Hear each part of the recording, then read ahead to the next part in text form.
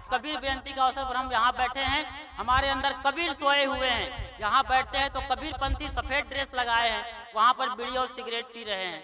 कबीर पंथी हैं हम, पूछिए अपने आप से। तो इसको हटाइए, आपका कबीर सोया हुआ है, कबीर को जगाइए। तो यही कबीर प्रगट उत्सव है। कबीर आपके अंदर प्रगट हो रहे हैं, प्रगट होंगे ही, प्रगट होने के लिए वो बैठे हुए हैं, लेकिन आप होने नहीं देते हैं। वरना कबीर आसमान से आने वाले नहीं हैं, कहीं प्रकट हुए नहीं थे, न कमल फूल पर न फूल पर समाये थे। ये महिमा में कहा जाता है, बड़े महापुरुष है इसलिए महिमा में ये बातें कही जाती हैं। रियलिटी ऐसा कुछ नहीं है। कमल फूल देखा है?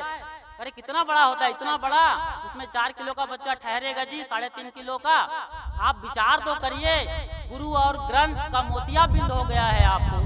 गुरु और ग्रंथ को भी साइड रखिए, विवेक विचार है, आपकी आत्मा है। आपकी आत्मा कभी भी गवाही नहीं देती है इन चीजों की, आपकी आत्मा कभी गवाही नहीं देती है गलत चीजों की।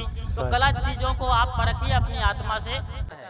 कितना हम बिगड़ रहे हैं, भगवानवाद के चक्कर में पड़े हैं, देववाद के चक्कर में पड़े। अरे सत्य को समझो ना जी। पारक सिद्धांत का सदगुरु अभिलाष साहब से कोई लेना देना नहीं है, ना आचार्य राम स्वरूप साहब का।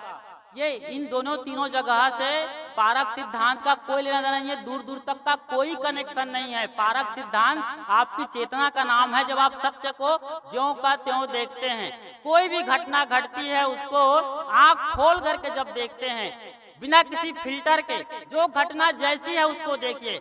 आपके पति ने गाली दिया तो एकदम आंख खोल के देखो, गाली क्यों मिल रही है मुझे, क्या मेरी गलती है? तो आप शांत रहिए, गलती को स्वीकारिए और उस गलती को जिंदगी से निकालिए। पति साहब शराब पी के मान लो नशे में आए हैं, या जिस किसी भी वजह से गुस्सा है, उनको ऑफिस में डांट पड़ी होगी, काम बिगड़ गया होगा, तो आपको वो घर में छोटा समझते हैं, कमजोर कड़ी, तो आप पर गुस्सा निकाल रहे हैं। आपको देखना है कि गलती उनकी है या गलती मेरी है। उनकी गलती है तो शांत रहिए, आपकी गलती है तो और बेफिक्र रहिए। मतलब आप सुधारिए, उनकी गलती है तो वो तो सुधारेंगे, जो करेंगे सो करेंगे। आपकी गलती है तो आपको सुधारने की दिशा में, लेकिन वहाँ झगड़ा करने की क्या बात है?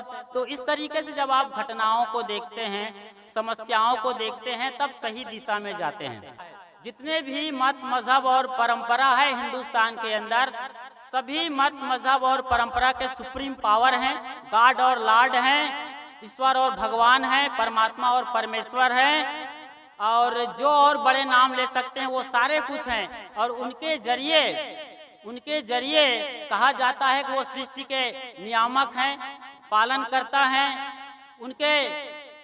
उनके आदेश के बगैर पत्ता तक नहीं हिल सकता। सोचिए जरा, उनके आदेश के बगैर पत्ता नहीं हिल सकता।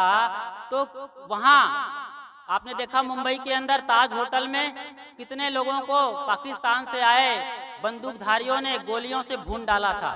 जब उनके बगैर पत्ता नहीं हिलता तो ये बंदूकें कैसे हिल जाती हैं जी? मंदिरों में होता है। वैष्णव देवी जा रहे हैं लोग, फूल माला लिए हैं, चुनरी लिए हैं, माँ के लिए उनके गीत गाते जा रहे हैं। और वैष्णव देवी पहुंचने के ठीक 1 घंटे 4 घंटे पहले उनकी गाड़ी खाई में गिरती है और गाड़ी सहित सारे लोग तबाह हो जाते हैं। ऐसा क्यों होता है? क्या देवी को बचाने नहीं आना चाहिए? आना चाहिए कि नहीं? अभी कोरोना के दौरान कबीर पंथ में एक बड़े नाम है, नाम लेना अच्छा नहीं होगा, तो उनकी माँ को कोरोना हो गया। कहते हैं कि वो आज तक ठीक नहीं हो पाई हैं, थोड़ा मन से डिस्टर्ब हैं, विचलित हो गई हैं, ये मैंने सुना है। तो इस तरीके से मैं मिलने गया था उनसे, एक बड़े नाम है, मैं मिलने गया तो मुझसे भी राजी नहीं हुए कि कोरोना चल रहा है। अरे भाई साधु संत आए हैं, कोरोना से क्या लेना देना है? फिर आप भी तो अपने को साधु और संत और पंथ श्री आचार्य कहते हो, लेकिन नहीं मिलने आए। खैर जो भी बात थी उनकी, नहीं मिल पाए। तो कोरोना के दौरान जब कबीर साहब ने हमको भेजा है, कबीर साहब ने हमको बनाया है, कबीर साहब के हम बच्चे कच्चे हैं, हमारे संत महंत गुरुजन कोरोना में मर रहे थे, बड़े बड़े पंथ श्री हजूर निपट रहे थे, तो कबीर साहब का दायित्व है कि ना बचाने आना चाहिए। आपका बच्चा चूल्हे में जाएगा, जलता हुआ अंगारा में हाथ डालेगा तो आप क्या माँ देखती रहेंगी? एकदम खींच करके बच्चे को गिरा देंगी, भले वो टूट जाए उनका हाथ एक बार, बच्चा बुरी तरीके से रोएगा, लेकिन आप बच्चे को बचाओगे कि क्योंकि जानते हो कि इसका हाथ यदि आग में चला गया तो उसके हाथ में तो छाले और फफोले बाद में होंगे, आपके सीने पर बड़े बड़े छाले निकल जाएंगे। माँ उस चीज का नाम है जो पहले से जान जाती है। और दुनिया में सबसे बड़े माँ भगवान को कहा जाता है। क्यों? कोई भगवान कोरोना के दौरान करोड़ों लोग रोज मारे जा रहे थे, बचाने नहीं आए, और आप देव गुसैया के पीछे पड़े हुए हैं कि वो बचाने आएगा, चमत्कार करेगा। अरे भाई, गलती आप करते हैं, गलती मैं करता हूं तो मुझे सुधारना होगा ना। आप अभी शादी का सीजन चल रहा है, कल मैं आया एक भाई के साथ, उसकी पत्नी भी आई, उतर गई काटोल में, कहे कि रिसेप्शन में जा रहे हैं, गुरुजी माफ करना हम नहीं आ पाएंगे कथा में। ठीक है भाई, जाइए। तो रिसेप्शन में, शादी में, मतलब आप एक शादी करते हैं तो पत्नी कौन सी चाहिए? जीवित पत्नी चाहिए, 18 साल की, 16 साल की, वो भी एकदम गोरी चिट्टी पत्नी चाहिए। ठीक है जी, जीवित आदमी, जीवित पति, जीवित पत्नी चाहिए। बीमार पड़ गए, अस्पताल में गए तो डॉक्टर कौन सा चाहिए? एक बढ़िया समझा बूझा, जानकार, पढ़ा लिखा, उसको कहते हैं कि एकदम एक्सपीरियंस फुल्ड डॉक्टर चाहिए, जिसका नाम हो, चाहे वो एम्स में हो या फिर मैदानता में हो, आप वहां ले जाते हो। डॉक्टर जिंदा आदमी चाहिए। खेत में ट्रैक्टर चलाने वाला जिंदा आदमी चाहिए। बैंक में जब डिपॉजिट करने जाते हैं तो वहां बैंक कर्मी, आपको जिंदा एक आदमी चाहिए। लेकिन मंदिर में, मस्जिद में, चर्च में, गिरजाघर, गुरुद्वारे में ये भगवान, भवानी, ईश्वर, परमात्मा, पैगंबर, अल्लाह, खुदा, गॉड, लॉर्ड किसका चाहिए? प्लास्टिक का चाहिए। प्लास्टिक का, कागज का, लोहे का, मिट्टी का। क्या आप और हम तमाशा नहीं कर रहे हैं? हमें खाने के लिए पिज्जा, बर्गर और यहाँ तक कि वो गोल गप्पा भी खाएंगे तो एक जिंदा आदमी चाहिए जो बना के देगा। कहीं उसकी जगह जो लड़का रोज गोल गप्पा खिलाता था, उसकी जगह उसकी माँ भी आ जाएगी तो बार बार आप सोचेंगे कि ये उसकी माँ को आएगा कि नहीं, कहीं गलत तो नहीं दे देगी या कुछ तो गड़बड़ तो नहीं हो जाएगा। लेकिन हम भगवान प्लास्टिक के, मिट्टी के, लोहे के, पत्थर के पूजने वाले हैं। सोचिए जरा। अब आपको समझाता हूँ मैं चलते चलते ये बात कि भगवान की तस्वीर और मूर्ति जो बनाई गई है ना, उसमें कोई गलती नहीं है। मंदिर की कोई गलती नहीं है, चर्च घर, गिरजाघर और मस्जिद की भी कोई गलती नहीं है, यदि वहां से आतंकवाद ना फैलाया जाए। मंदिर, मस्जिद, चर्च, गिरजाघर, गुरुद्वारे, जो भी धार्मिक केंद्र हैं हमारे, वहाँ भगवान की मूर्तियाँ होती है। मस्जिद में तो नहीं होती है, लेकिन बाकी जगह आप देखते होंगे मूर्तियाँ होती हैं। और बात करें गुरुद्वारा में तो वहाँ भी गुरु ग्रंथ साहब रखे होते हैं, एक बड़ी सी चादर में, बहुत बड़ी किताब होती है वो। लेकिन बाकी जगह मूर्तियाँ देखते हैं। कभी देखा आपने मूर्तियों को गौर से? या भिखारी बने हाथ जोड़ के खड़े हो गए कि मेरा ये हो जाए, फलान हो जाए, धमाक हो जाए, अच्छी बहू मिले और 4 तल्ले का मिल जाए, फॉर्च्यूनर आ जाए कल, यही तो मांगता है आदमी वहाँ जाके। भगवान को देखता कहाँ है जी? भगवान को आप देखिए कितनी उसकी सौम्य मूर्ति है, चेहरे को देखिए कितना सौम्यता है, कितना प्रेम झलक रहा है, कितनी आत्मीयता है, जैसे आपको पी जाना चाहती है मूर्ति। ये भगवान से सीखिए, आप उस मूर्ति से सीखिए। जिस किसी भगवान और मूर्ति की पूजा करते हैं, उनके मूर्ति से भी सीख सकते हैं। उस मूर्ति के अंदर और भी तमाम गुण होते हैं, बहुत सारे गुण होते हैं। कोई भी रामायण उठा लीजिए, महाभारत उठा लीजिए, कोई भी पात्र और कोई भी किरदार के पीछे जाइए, उनका पूरा जीवन दर्शन बोल रहा है। तभी तो हम लोग उनके गीत गाते हैं, रामायण के रूप में, भागवत के रूप में कथा चलती है, सीरियल बनते हैं। हमें सीखना नहीं चाहिए, हमें ये चीज नहीं देखना चाहिए। मंदिर जाइए, मैं कभी मना नहीं कहूँगा। बुआ साहेब की यहाँ पर मूर्ति है, मत्था टेकिए, रोज आइए, सिस्टम से आइए, लेकिन बुआ साहेब के जीवन को अपने जीवन में शामिल करिए, उनके दर्शन को उतारिए, तब उनका और आपके बीच जो रिलेशनशिप है वो सही होगा, गुरु और चेला का, भगवान और पुजारी का, भगवान और भक्त का। तो सब जगह जाइए, लेकिन उनके जीवन से सीखना शुरू करिए। तो इस तरीके से हमारे पुरखे चाहते थे। अब पुरखों के पास वो जमाना था जब हमारे पुरखे गुफा में होते थे, तो गुफा के अनुसार उसने एक चित्रकारी की है। जैसे कि चाइना का लैंग्वेज देखते हैं, ऐसे ऐसे डिजाइन बनाते हैं और वो चाइना की भाषा बन जाती है। हम में से शायद कोई नहीं पढ़ पाएगा जब तक वो उसके बारे में पढ़ना शुरू नहीं करेगा, कोचिंग क्लास नहीं लेगा। तो गुफा में हमारे पुरखे चित्रकारी के जरिए अपनी बात लिखते थे। एक छोटी सी बात बताता हूँ आपको, बहुत जल्दी समझ में आएगी। अभी चैत्र का महीना था, सभी हिंदू मंदिर के अंदर में कलश बैठाया गया था। देवी 9 देवियों को पूजा गया। 2 बार ये मौका आता है जब 9 देवियों को 9 दिन तक नवरात्रि के महोत्सव में पूजा जाता है। बहुत धूमधाम से बाजे गाजे डीजे के साथ जसगीत गाए जाते हैं, जगराता गाए जाते हैं। लेकिन आप ध्यान रखिए, उसी मंदिर में जहाँ कलश जल रहे हैं, जिसमें आपने 21,000 दिया है, आप भी देते हैं, यहाँ तमाम लोग देते हैं 21,000 घी का दीपक जलाते हैं, तेल का दीपक जलाते हैं, मन्नत मांगते हैं हमारी मन्नतें पूरी हो जाए। और मन्नत के साथ आप कैसे बंठाधार करते हैं, कैसे आप अपने आत्मा में छुरी मारते हैं, कैसे आप भगवान की हत्या करते हैं, वो भी मैं बताने जा रहा हूँ। कान खोल के सुनना होगा इसे।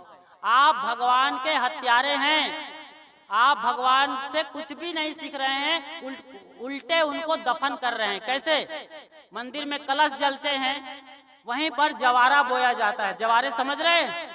गेहूं के छोटे छोटे पौधे जो धीरे धीरे बड़े होते हैं और हरे से पीलेपन में आते हैं। 9 दिन तक इसकी पूजा होती है कलश के साथ गेहूं के ज्वारे की। 9वें दिन के बाद शाम को या 10वें दिन जुलूस निकलता है। माँ बहनें जवारे के कलश को सर पर लेती हैं, बाजे गाजे के साथ बहुत सारी चीजों को, फूल माला और जो हवन कुंड में राख वगैरह रहे हैं, उसके साथ गेहूं के ज्वारे को भी नदी में, तालाब में, पोखरे में विसर्जित कर दिया जाता है। ये सदियों पुरानी परंपरा है। अब पानी कम है तो लोग गड्ढे में भी डाल के चले आते। मैंने देखा है गणेश जी की मूर्ति को, दुर्गा जी की मूर्ति को गड्ढे में फेंक के चले आए हैं। वहाँ कुत्ते उस पर टट्टी कर रहे हैं, बंदर कूद रहे हैं, बच्चे खेल रहे हैं, सब कुछ हो रहा है। ये हिंदुस्तान है, यहीं की कहानी बता रहा हूँ मैं, पाकिस्तान की कहानी नहीं बता रहा हूँ कि वहाँ पर इमरान खान हम पर क्लेम कर दे कि हमारे देश की चर्चा क्यों कर रहे हो आप। नहीं, ऐसी बात नहीं है, ये हिंदुस्तान की बात बता रहा हूँ। गेहूं के ज्वारे को फेंक दिया गया। हमारे पुरखे बड़े साइंटिस्ट थे और उन्होंने मंदिर का निर्माण किया, मंदिर का इजाद किया, भगवान का इजाद किया। हमारे देश के पुरखों ने भगवान का इजाद किया है, भगवान का आविष्कार किया है, भगवान ने हमको बनाया है। ये लाइन बिल्कुल झूठ है, 100% सच क्या है, हमने भगवान को बनाया है। कैसे बनाया भी बताने वाला हूं। तो खैर, गेहूं के ज्वारे को हम लोग कहाँ डाल देते हैं? पोखरे के अंदर। ठीक है, अब हुआ क्या? गेहूं का ज्वारा, अभी बाबा रामदेव बोल रहे हैं, मंच सजाकर ऐसे ही उछल कूद करने के बाद बोलते हैं गेहूं का ज्वारा पियो। वो गेहूं का ज्वारा आविष्कार उसने नहीं किया, ये तो सदियों पुरानी परंपरा है। पुरखे हमारे जानते थे गर्मी में चिकन पॉक्स होता है, फोड़े निकलते हैं। मुझे भी निकला था बचपन में, मैं भी भगवानों वाली जुलूस में शामिल हुआ था जहां मैं पैदा हुआ था उस गांव में। और अब तो दोबारा वो चिकन पॉक्स नहीं होता, एक बार होता है कि लाइफ में, फिर दोबारा नहीं होता। तो गर्मी में चिकन पॉक्स होता है। हमारे पुरखे ये कहना चाहते थे कि आप गेहूं का ज्वारा पीजिए, जिंदगी में कभी चिकन पॉक्स नहीं होगा, कभी फोड़ा फुंसी, स्किन डिजीज नहीं होगा। इसके लिए गेहूं के ज्वारों को प्रमोट किया, इंट्रोड्यूस किया भगवान के साथ। यही प्रदीप मिश्रा जी बोल रहे हैं कि शिवलिंग पर बेलपत्ती पर शहद लगा करके आप चढ़ाओगे बच्चे, तो आप कभी फेल नहीं होगे स्कूल में। ये लाइन बोलते हैं वो कि आप बेलपत्ती पर शहद लगा के, मक्खन लगा के भोले भंडारे के शिव के चिन्ह पर चढ़ाओगे, परीक्षा में पास हो जाओगे। लॉजिक क्या है कि उस दौरान हमें बेलपत्ती के रस को पीना चाहिए, बस इतनी सी बात है।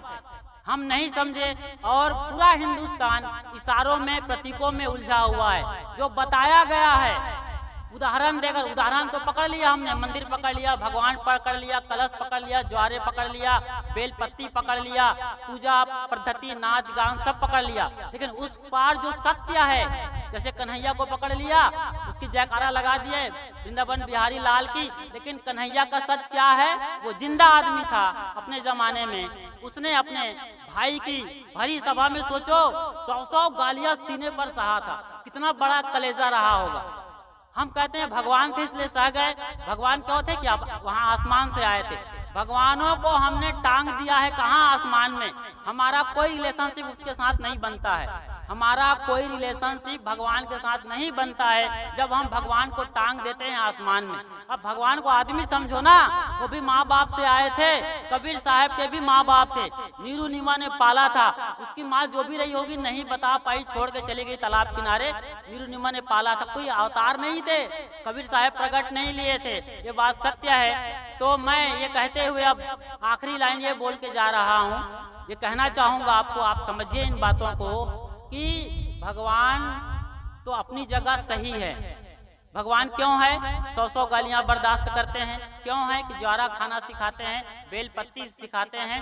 ऑक्सीजन देने वाले पीपल को भी भगवान कहा गया है हमारे देश में। पशु परिंदों की पूजा हो रही है, मगरमच्छ से लेके मछली तक, लेकिन हम ही लोग हिंदुस्तानी मगरमच्छ, काकरोच, छिपकली और ये सब खाए चले जा रहे हैं। चींटी नहीं बच रही, चींटी भी आती जंगल में लाल वाली, वो भी खाए चले जाते हैं। तो हम सब तरीके से हम देख रहे हैं कि हम भगवानों को पूछते तो हैं फैशन के नाम पर, पैशन के नाम पर, लेकिन उनकी हत्या कर रहे हैं इसलिए कि हम उनकी बातों को फॉलो नहीं करते हैं। ये बात आज सीखना है कि आप भगवान को, मेरी हाथ जोड़ करके विनती है, सब भगवान के पास जाइए, सबकी पूजा करिए, लेकिन उनके जीवन दर्शन और गुणों से शिक्षा लीजिए, उसको अप्लाई करिए अपने लाइफ में, तो आपके अंदर भगवत्ता प्रकट हो जाएगी। आज कबीर जयंती के अवसर पर हम यहाँ बैठे हैं, हमारे अंदर कबीर सोए हुए हैं। यहाँ बैठते हैं तो कबीर पंथी सफेद ड्रेस लगाए हैं, वहाँ पर बीड़ी और सिगरेट पी रहे हैं। कबीर पंथी हैं हम, पूछिए अपने आप से।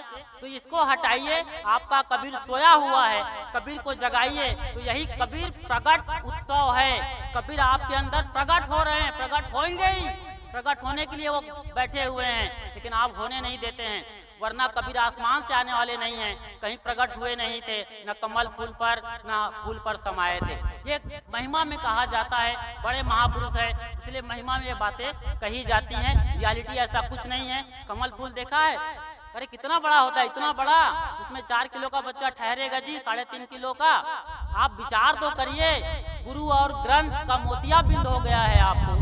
गुरु और ग्रंथ को भी साइड रखिए, विवेक विचार है, आपकी आत्मा है। आपकी आत्मा कभी भी गवाही नहीं देती है इन चीजों की, आपकी आत्मा कभी गवाही नहीं देती है गलत चीजों की।